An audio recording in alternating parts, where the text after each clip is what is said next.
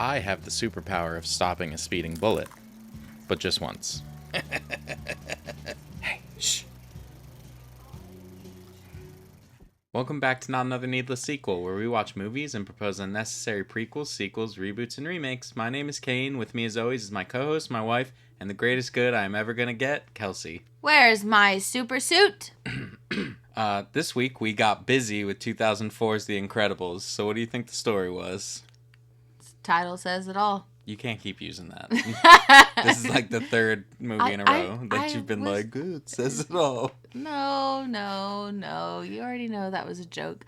It's a story about a family of, the parents are ex-superheroes because the world turned their back on superheroes and started suing all of them, and it's them trying to be normal. In this world, there was just plenty of superheroes to go around, it seems. And it opens up with the wedding day of Mr. Incredible. As he's trying to make his way to a wedding, he keeps stopping to stop different crimes. And he's like, I've got time, whatever. The city that he's moving through, it's absolute chaos in this city. Everything that's happening in that city is not related to each other. There is purse robber on the roof. Mm-hmm. There's police chases happening. There's a helicopter flying through the city just shooting indiscriminately. There's a suicide jumper. Bon Voyage is robbing the bank. There's cats stuck in trees. Well, listen, the cat stuck in the tree is one of the funniest scenes of the entire movie because he picks the tree up and he is shaking it so hard, and the cat is holding on for dear life. It feels like he would have been better off just setting the tree down and grabbing the cat, right? Yeah. I will say that Mr. Incredible, or Bob, is late to the wedding, but during the midst of all this fighting, he actually runs into Elastigirl, which is, you find out later who he's marrying, and she was also fighting crime the day of. Elastigirl, you remember we talked about it when we were watching it, that we referred to her sometimes as Mrs. Incredible, and I found the reason for that. So DC Comics objected to the name Elastigirl due to their character, Elastigirl. So they made a compromise where outside of the film, Elastigirl would be known as Mrs. Incredible, like in any marketing or anything.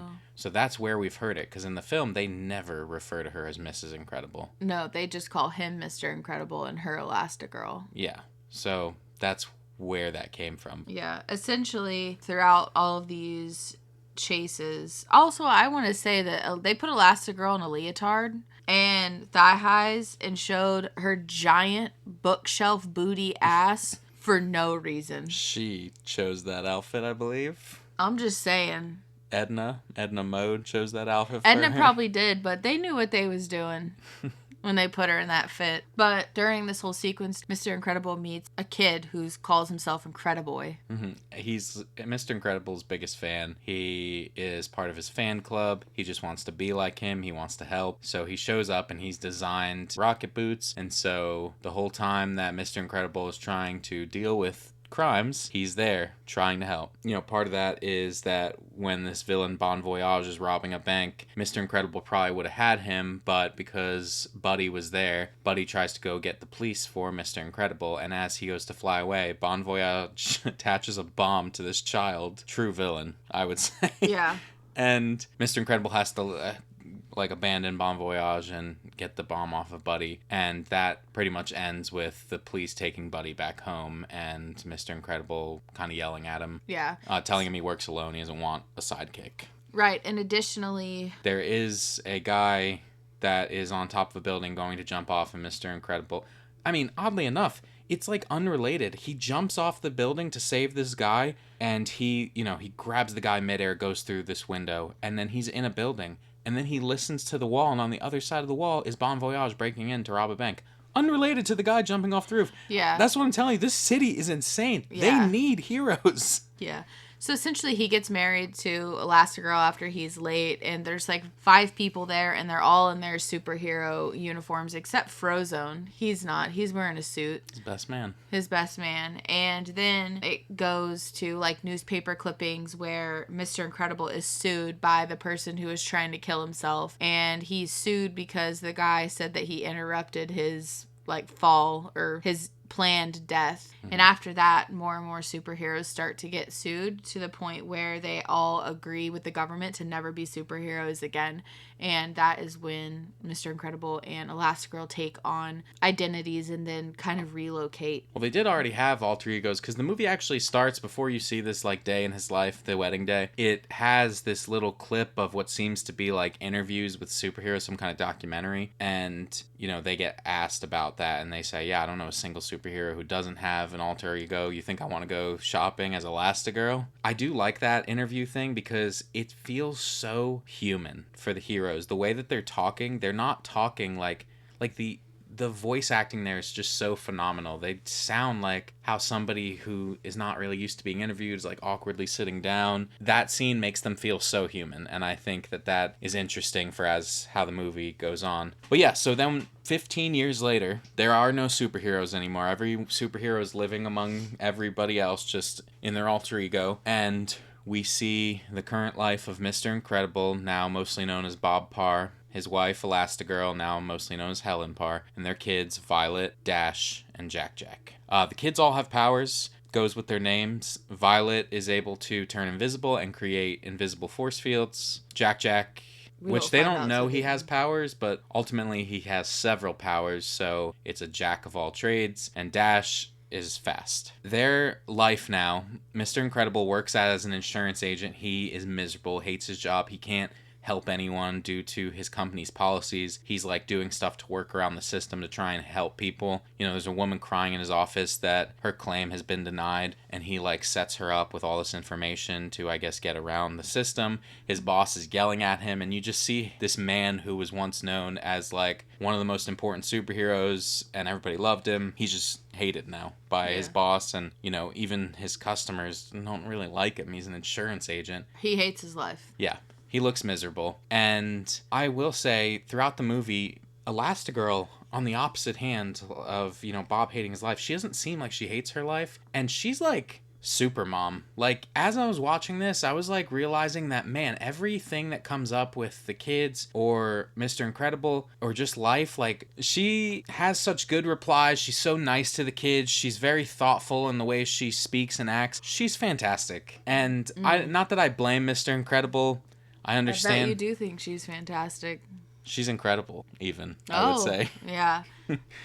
I will say that the only happiness that Mr. Incredible finds is when Frozone comes to the house and they go to their, like, men's poker nights, which is actually them bowling. I'm sorry, their bowling league. And it's actually them trolling the street to fight crime. Yeah, I will say that that's one of the funniest parts of the movies to me is when Frozone shows up and he walks in the door and Mr. Incredible's like, Frozone, ice of you to drop by. And he goes, ha! I haven't heard that one before. Yeah. Like, he goes completely straight-faced. Yeah, that is pretty good. But yes, it's very much got that vibe of something you'd see in those older, like, family sitcoms where the husband is sneaking out with his friends to, like, go to a strip club or go to the bar and he's lying about what he's doing.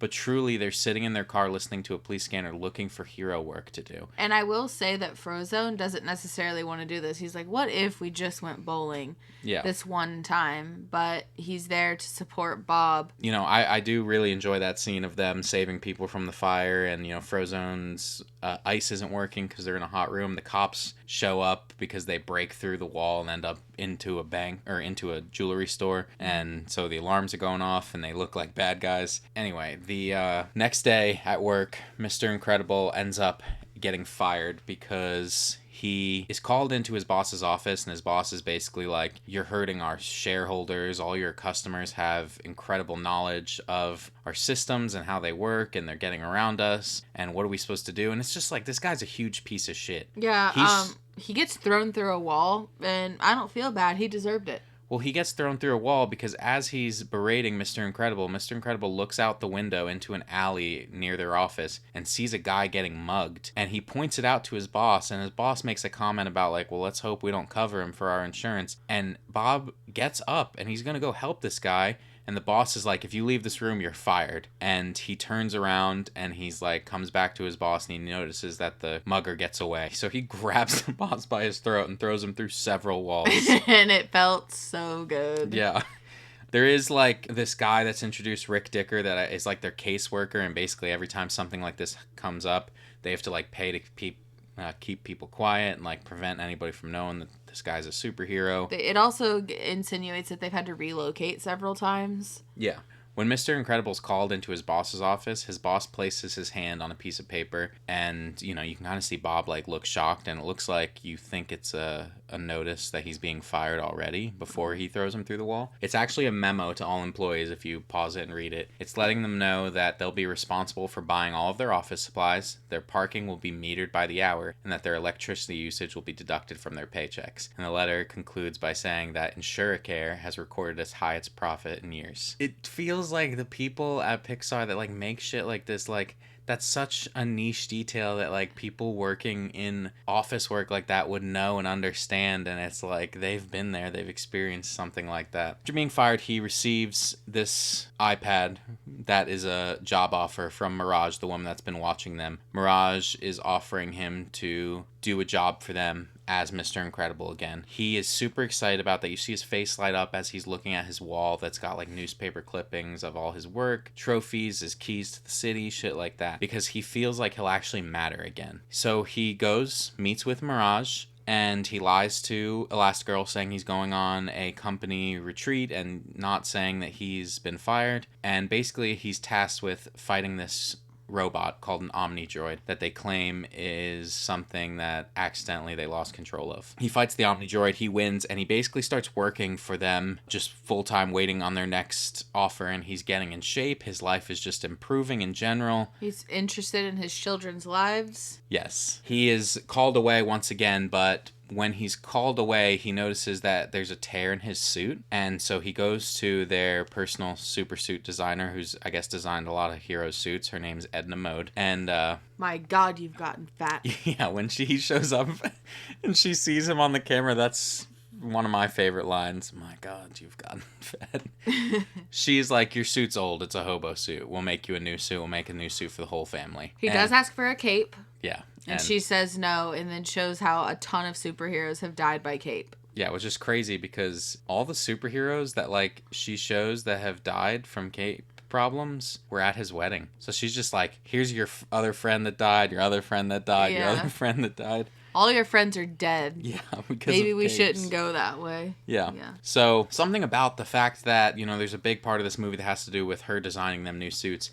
Clothing with its textures, weaving, and stitching is notoriously difficult to achieve in computer animation like this movie. So given that there are over 95 different outfits worn by the characters in this film, a tailor was brought into the studio to explain the intricacies of clothes design. Stuff like that is like amazing, and why these movies look so good even years later. So as he is called away and leaves again, Elastigirl starts to become suspicious. She ends up noticing that there's a stitch on his old suit and knows that it must have been Edna. She gets in contact with her. I will say she also listens on the phone, and it's like him speaking to Mirage. She hears Mirage talking, and I will say throughout the entire movie, even moving forward, the way him and Mirage speak to each other, it's very flirty, and you would absolutely think he was having an affair. Yeah, there is an undertone of cheating to all this, which I think goes back to what I was saying about like this sort of like classic dynamic you'd see in like a family sitcom where it's like the man's cheating, or, you know, he's lying, he's doing sneaky stuff. Right. Which do you think is better, his old suit or his new suit? I like the color of the old suit, but I think the new suit looks more sleek. Yeah, I think I agree with that. So, once Elastigirl talks with Edna, Edna is like,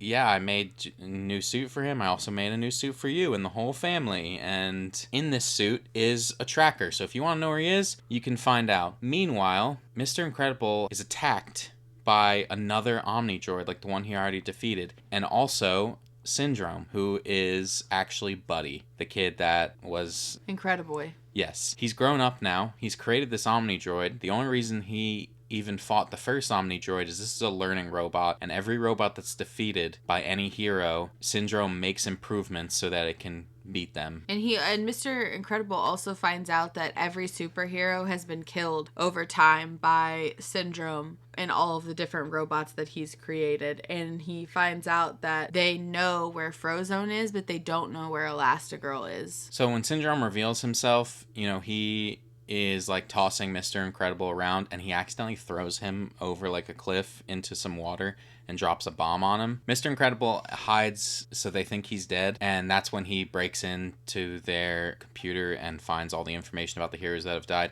And he would have got away with it, except back to Elastigirl, she presses this tracking button, and for some reason the tracking button doesn't just track on their end, it starts blinking on Mr. Incredible's suit and making a noise, and it alerts all this security inside of this place that Mr. Incredible's at, and all these turrets come out and start hitting him with these like growing orbs that are like sticking him and slowing him down. It's like such an intense scene because it's like quickly changing cameras between all the things. You just hear the cannons boom boom boom, and he's getting stuck down, he can't get away, and it's just crazy. But he's captured. They realize that he faked his death. Elastigirl realizes that he's not where he said he was going to be, and she gets a plane and she is heading to him. She leaves Dash, Violet, and Jack-Jack behind. Dash and Violet sneak on the plane because they found their super suits and they realized something was up. And they leave Jack-Jack with a babysitter, Kari. Elastigirl's flying towards this island where Mr. Incredible is. And she's like in the plane requesting to land, and they are asking Mr. Incredible who he called, and he hears that it's Elastigirl's voice, and so he panics, and that makes makes Syndrome go like, oh, okay, I'll just send them a little greeting, and he sends a missile towards her. So as the missile is coming, she's like using all these like radio call signs and stuff, like trying to tell them that she's friendly and this isn't supposed to be. So the use of the radio protocol while she's flying is exceptionally accurate. And in the director's commentary, Brad Bird said that Holly Hunter, the voice actress for Elastigirl, insisted on learning the lingo and its meaning. So the terminology that they use is all real, and it hints that Elastigirl had military training. Yeah, and she is like flying this plane, dodging everything. She's also trying to protect the children all at the same time. They all get their super suits on, and then eventually the plane is going to go down. And Mr. Incredible thinks his entire family was just killed. Yeah, it's like, again, back to their voice acting. It is such a good scene. Like, it is so intense, and you really feel like they're gonna die. Like, she's begging for them. She's telling Violet to put a force field around the plane. Violet can't do it because she's under all this stress. She's never used her powers. And yeah, the missile hits the plane, and when it hits, Elastigirl jumps back there, grabs the kids, and like engulfs them in her body, and they jump from the plane. And then she becomes a parachute. Yeah, and saves them. But like, Mr. Incredible thinks they're dead. It's so sad. Yeah, it is sad. And then Elastigirl makes herself a boat, and Jack-Jack is the motor to get Dash. them. Oh, Dash is the motor to get them to dry land. Because Mr. Incredible feels like he's lost everything, he tries to grab Syndrome, and he's like in this like electric thing that's holding him, so he can't really move. So he misses Syndrome and grabs Mirage instead, and he's like, I'll kill her right here and now. And he's like, I don't care, go ahead. And he of course doesn't do it because he's a hero, and so he lets her go. And Mirage kind of turns on Syndrome at that point, not only because he risked her life, but also she's like, this is really fucked up. Like, this was his family, and you know, it's not weakness for him to have love for somebody, and he just don't care. Syndrome's only goal is to be loved and be a hero, which his plan hasn't quite come up yet. But anyway, Mirage releases Mr. Incredible, and at the same time, you know, Elastigirl has broken into the facility to get to him. She meets up with him. The kids have had to escape from people attacking them, and they all end up meeting back together in the middle of this island, which is great for Mr. Incredible. You know, he's found out his family's not dead. I will say that there is a scene where Elastigirl is trying to like explain to the kids the seriousness of the situation. She says something like, you know, remember the bad guys in those cartoons you guys used to watch? Well, these are not like those bad guys. They will kill you if they get the chance. And I think that's, again, such a good scene because it's bringing like a real seriousness to this otherwise like kids movie. And you know, she's letting them know like, you know, shit's on. This is, you guys shouldn't be here in the first place, but just know that these people will shoot you in the face. And you know, even in a kids movie, you'd think normally they wouldn't allow that. It'd be like, they're gonna hit you, they're gonna get you. They absolutely did try and kill the kids. Yes, too. Several times they shoot at them with and guns. Then, so the kids defend themselves, all four of them get back together, and then Syndrome shows up and uses like his electric gloves to capture them all again. Yeah, he has something called 0 point energy. So he mentions that he's designed all of this technology, and what he's going to do is he's going to release his Omni Droid on the city. Then he's going to show up with the remote to control the Omni Droid and pretend to beat it, and he'll be the only one who can beat it since he's nearly killed all the heroes now. And then he'll be the only hero. And once he's been loved for years and had his fun, he's going to sell his technology to everyone so everyone can be super. And he says, when everyone's super, no one will be. Like, I see his motivation, but fuck is he evil. Yeah, and so they all go to the city. Where Syndrome has lost to the Omni Droid because he's fucking stupid. Yeah, he lost in 5 seconds. He did nothing. He was just looking cool, and then all of a sudden lost and got knocked out. And then Frozone shows up, so the 4 of the Incredible family defeat the Omni Droid. Yeah, because they figure out the whole remote situation and they're able to take it down. And Syndrome wakes up and sees people cheering on the family, and that goes against his plan. Once again, he's not the hero, and he's also brought a highlight to other heroes who are supposed to be in hiding. And then all at the same time, Mrs. Incredible calls home, and she ends up getting all these voicemails from Kari, and it's saying weird things have been happening at home. You assume it's because Jack got powers, and obviously she doesn't know that the family has superpowers. Nobody ever did. And then she said there was babysitting relief there. Thank you. And then that's when the family realizes that Syndrome has gone after the baby. Yeah, so there's an after credit, or no, maybe it's not an after credit thing. Maybe it's just a special features thing. But it shows Kari dealing with Jack and his powers do awaken, seemingly because she plays Mozart for him. Yes. And that makes his powers activate. And so she's been dealing with that the whole time. And that's why I wanted to say Kari is actually the best babysitter that they could have chosen. Because initially Elastigirl's like, I'd rather just call a service. But Kari handled that. She's beat down by the end of it, but still, a baby setting on fire, another babysitter, a lesser babysitter, would have called the police. She also came out with all these traps to stop it. At the end of that special, it shows how tired she is. And she just has the things like, for when he gets his laser vision, she holds up something to reflect it. For when she does this, and then not even shocked or anything. Yeah, she has a counter to everything. So, again, best babysitter. The way they do this camera angle when the family gets back home, it's like it's following right behind them as if the cameraman's running behind the family. And it's done in such a good way that, like, if you didn't know what was happening, like, you'd be in horror of, like, oh my god, what's going on with the baby? Like, this is a baby. And they run in there, and of course, Syndrome has the baby and stops them with his 0-point gloves, so they can't do anything. And he's just like, I'm going to take this baby and raise it as my own, and then I'll win. And he starts flying away, and again, I can't say it enough. The voice acting for Elastigirl when he's flying away with the baby, and she's like, he's taking the baby, Bob, he's taking the baby, we have to do something. Like, she sounds so genuinely afraid that she's going to lose her child.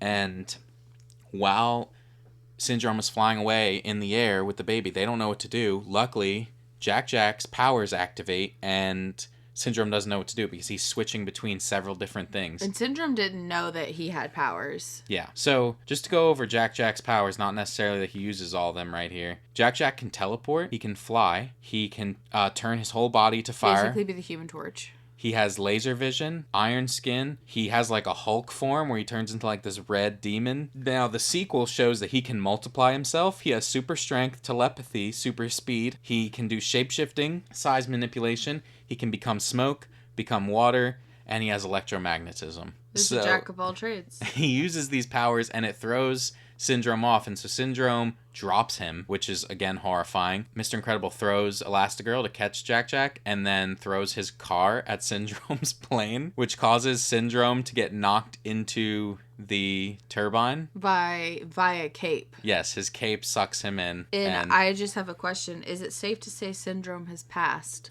Yes. Oh, yeah. Syndrome dead. Absolutely. There's no coming back. They should have just had, like, what really would have topped it off is just the blood bits. It would have looked like a scene from The Boys or something. Yeah.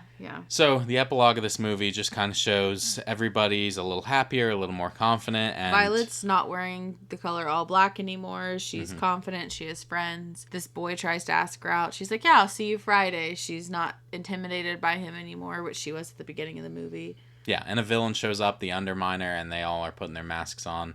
There's also a question of if the government's going to undo the outlawing of superheroes. And that's it. This movie had a budget of somewhere between 92 to 145 million, and it walked away with 631.6 million. That's a lot. Yeah, phenomenal. It was the fourth highest grossing film of 2004. Now, I wanted to go over the top four because last week we talked about iRobot, and I told you it was the 11th highest grossing of 2004, and you were like, what else?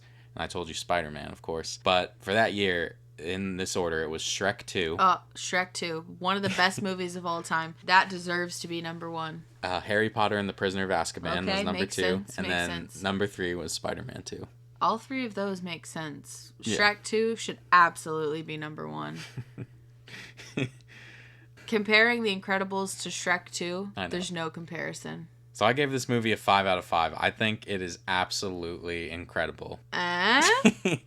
Like I've said it through the entire thing. The voice acting in this is unmatched. Like, for what is a kids movie, there is so much emotion, everybody's voice. I love that they sort of, they have these heroes that, of course, their powers are easily compared to something like the Fantastic Four, and yet they feel like their own characters. They don't feel like they're a parody of anyone. Like, this feels like a real world of heroes, like it could be its own thing. The story is so touching in a way that's like, if you take the superhero aspect out of it, you're seeing just a man who is not appreciating his family enough, and he's just so focused on, what he was, and living in the past, not being appreciative of who he was. You see, again, the mother figure is just so... I just think she was, like, such a fantastic mother and dealing with so much when she's got this guy for a husband that only wants to live in the past. The kids have a very natural kid dynamic with each other. It's just great. I gave it a 4.5 out of 5. It's really good. It's not my favorite movie of all time, but I will say, I kind of talked to trash on this movie before we watched it again. And it was better than I remembered it being by a lot. Damn right it was. So I feel like my score is fair. I'll take that, I guess. Okay, pick 3 to defend you, and the rest will try and kill you. The list is Mr. Incredible, Elastigirl, Dash, Frozone, Jack-Jack, Violet, Syndrome, Rick Dicker, who's the government handler guy, Mirage, Bon Voyage, The Underminer, Gazer Beam, and the Omni Droid. Jack-Jack, 110. But he is a baby. I don't care. Okay. I have a question about Syndrome. Does he have his 0 point stuff? Yes. Violet and Elastigirl. What about you? I'm picking Elastigirl, Frozone, and Jack-Jack. Why Frozone? I just think he's neat. But also, he never had an issue this whole movie. The reason I picked Violet is for somebody like Syndrome, all you have to do is break the things on his wrists. It's going to be hard to do that if he can see you. You have to get to him, yeah. Yeah, so that's why I picked Violet. But Jack-Jack can multiply. Jack-Jack can multiply. So I think he'll take care of it. I feel like my team would definitely win against those people. Your team, maybe not. Oh, okay. Just because of Frozone. Cool. Like I said, cool, no doubt. Yeah, no problem. I mean, Frozone is voiced by Samuel L. Jackson, so take that, put it in your pipe, and smoke it. I might. My team would beat your team, that's for sure. Fuck that. Our teams are literally the same. The Incredibles 2 came out in 2018, and in 2024, Pixar's chief creative officer, Pete Docter, announced that Incredibles 3 is officially in the works. Okay, so what is your sequel? My sequel is called The Incredibles 2, Electric Boogaloo. It's been taken. I know, but I'm pretending as if there's not a sequel. I don't think I've seen the sequel. Have you? Yeah. Oh, yeah, I don't think I've seen it. It's going to be a direct sequel to the first. A few years have passed and the family has been fighting crime and been able to maintain their secret. The family has had income coming in and they're no longer struggling since getting government contracts to work and the whole family getting paid. It's coming closer and closer to Violet needing to decide if she wants to go to college or join the family business for good. Before she can continue deciding, an evil version of Frozone appears and they have to try and fight him off. Upon researching, they found out that it's actually the real Frozone. Before they can figure out why, Frozone comes in the middle of the night and puts power-dampening wrist cuffs on Jack-Jack and takes him. The family is obviously very upset. They start to work around the clock to find out what has happened. Jack-Jack, then wearing his incredible suit, comes out with Frozone and starts attacking the innocent in the middle of the city. They can't believe it's actually him and Frozone have become so evil. When they track Jack Jack using the suit trackers from Edna, they track it to a place that's familiar to them all. It's the original headquarters of all things superhero before Mr. Incredible started the business of them being decommissioned. So back, 20 years ago. Their original boss is the one behind all of this, stating because when they came back, he was forgotten about and had lost everything the first time. So he was starting a villain business, and by taking two of the most popular heroes and making them evil, it would be beneficial for him. A fight ensues and Frozone takes on Mr. and Mrs. Incredibles while the kids are left to stop Jack Jack. Violet and Dash are trying to work together, but Jack Jack's power is overwhelming, and that's when they decide to split up. And Dash tries to get to the control room, but is stopped. Jack Jack is distracted and about to kill Dash. Mrs. Incredible jumps in front Dash and is gravely injured by Jack Jack. Violet is able to get to the control panel and shut down the chip that was implanted in them, making them evil. They all rush to Mrs. Incredible's side, but the evil boss has a rocket launcher that could kill them all. Luckily, Violet's... What? The way he has a rocket launcher that can kill them all. Yep. It makes it sound like it's a special rocket launcher that can... It is special. Luckily, Violet's force field works and Dash runs to catch him. Mrs. Incredible is rushed for immediate medical care, and after some time has passed, she awakens from her coma and will make a full recovery. Then it's the reveal of Frozone's wife and son that they don't have powers and they're all having dinner together at the Incredibles' homes. On the pan out from the dinner table, someone is watching them.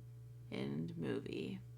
I wondered if Frozone's wife had powers. She doesn't in my version, and neither does his child. So this is Jack Jack the baby that was going to kill Dash? No, I said some years have passed. Oh, okay. So he's... Like, Violet was probably in the end, towards the end of middle school, so I'd say 5 years. Okay. I like the rocket launcher. What? You're making fun of my No, sequel. I specifically like the rocket launcher. I like the way you said it. Thanks. I wrote a whole sequel and then rewrote it today because I didn't like it anymore. Oh. Are you trying to tell me something about mine? No, I'm just saying just that happened. That was a thing that happened. Nice. I still don't know how I feel about this, but here we are. All right, here we are. It's called The Incredibles: Bonds That Break Us. Just a few months after the first film, superheroes are no longer outlawed, and Elastigirl and Mr. Incredible have been fighting crime and training Dash and Violet to use their powers. Things are going well for the family until a new villain calling themselves Traitor reveals themselves in the city with massive chaos as they begin indiscriminately destroying anything and everything. Elastigirl and Mr. Incredible respond to every sign of him and fight back through the chaos.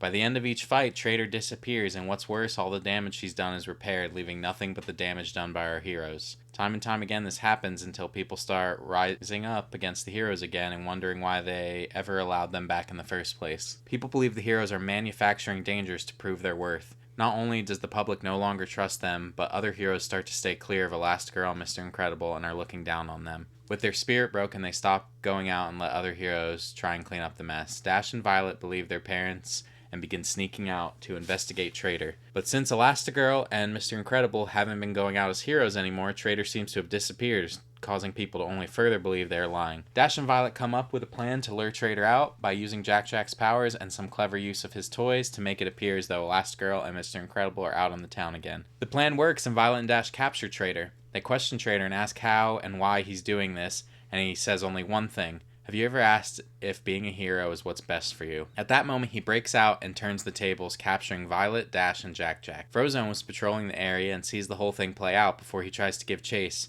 but somehow Traitor disappears entirely. After reporting back to Elastigirl and Mr. Incredible, the duo starts a non-stop search for Traitor. He removed the tracker seen in the first movie from the kids' suits and left them at the scene of the crime, leading to a seemingly hopeless search. While the public is initially upset at seeing Elastigirl and Mr. Incredible in public again, they explain they are searching for their kids and begin gaining much support from people who remember how many times they have been saved by them. This support outrages Traitor as we see him in a fit of rage. As the kids watch in fear, Violet notices when Traitor is in a rage, he exhibits many powers, and she tells Dash how dangerous he must be, as Jack Jack was already seen as an anomaly, but to have a villain with multiple powers is unheard of. All three of the kids have tried using all their abilities to break out of the cage they are in, but it seems prepared for anything they have. Dash, yelling at Traitor, questions how he could have this technology when they don't even know what Jack Jack's abilities were. There's no way a villain could prepare for them. In his anger, Trader reveals the truth. Don't you recognize your own brother, Dash? Trader explains that he is Jack Jack from the future. As time goes on, his parents, the government, and the world pushed him over and over again to be the world's greatest superhero because of all his powers. But all he wanted was to be normal, and one day he failed, causing a large loss of life, and decided to go back in time and stop heroes from ever being welcomed back. And he thought if he could stop Elastigirl and Mr. Incredible from being loved again, they wouldn't push Jack Jack to the hero life. Meanwhile, Edna has saved the day, revealing she always puts a backup tracker in the boots so she doesn't lose any merchandise should a hero perish. Frozone, Elastigirl, and Mr. Incredible find the kids, and Dash and Violet explain everything before Trader attacks. A battle ensues, and just when Trader is ready to end the heroes, he realizes he can't do it and falls to his knees in tears as his parents embrace him. They apologize and tell him that the future he knows doesn't have to be set in stone, and they would never want to hurt him. As they talk things through, Trader begins to fade away as he comes from a future that never was. I like it. You went Flash on us. Flash. You know, season 3. Salazar. Slytherin. What was his name? Santar? Salamander. No, what was his name? It started with an S. What is it? Shazam.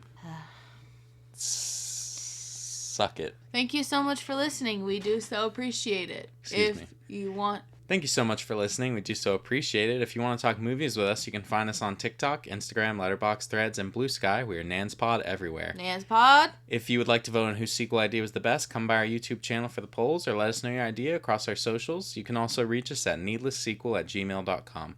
Links, as always, will be wherever you are listening. If I could ask you for one thing, it's to share a show with someone and leave us a review. That is how we get new listeners.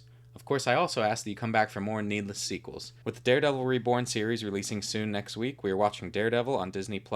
Today, I want to close with a line from this movie by Edna Mode. Never look back, darling. It distracts from the now. Take care of yourselves, everyone. We will see you next week. Bye.